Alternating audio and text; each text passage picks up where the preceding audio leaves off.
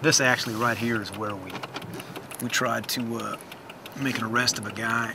Broke and ran, and I chased him across Wheeler Road, back through the townhouses, and followed him back through that cut right there.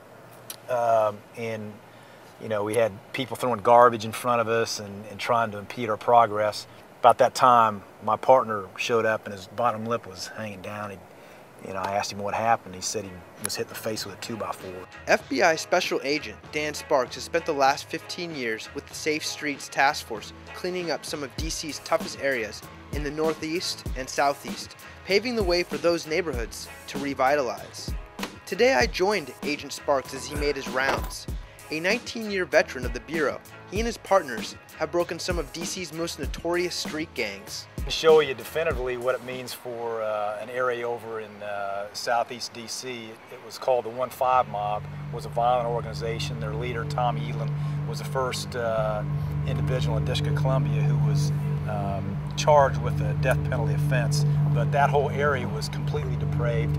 They had one small little shopping center.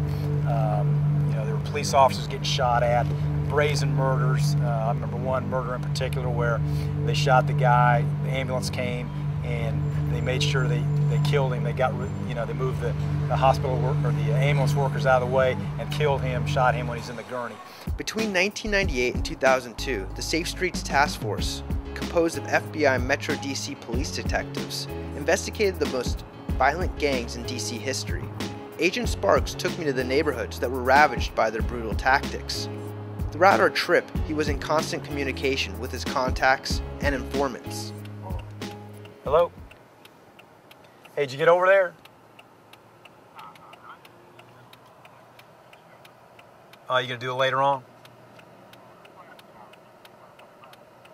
All right. Yeah, make sure, give me a call as soon as you do it. All right. Thanks. The biggest thing is finding the right targets and identifying who the people are that are responsible for the murders. The Safe Streets Task Force, the first in the nation, uses federal racketeering statutes to address gang violence. Agent Sparks says life in prison without parole, which comes from the racketeering charge, is a good deterrent, and the key to his cases is developing informants. Why I've stayed on the street so much, because it may sound kind of odd, but my allegiance is to those informants or cooperating witnesses that, they're putting their lives on the line to make cases for me, and I feel an obligation to those folks. Agent Sparks has different ways to develop informants, but typically they are convicted felons with insider access to a bigger fish, so that Agent Sparks is able to leverage the law to get them to cooperate and help solve murders. They know your car? Yeah, they definitely know the car. The key is having tinted windows, and that's, they may know it's me, but they don't know who's in the back seat. No, I might have an informant in the back seat, point out addresses or. And it has been his informants that have led to building successful cases against DC's most notorious and violent gangs like the 1-5 Mob.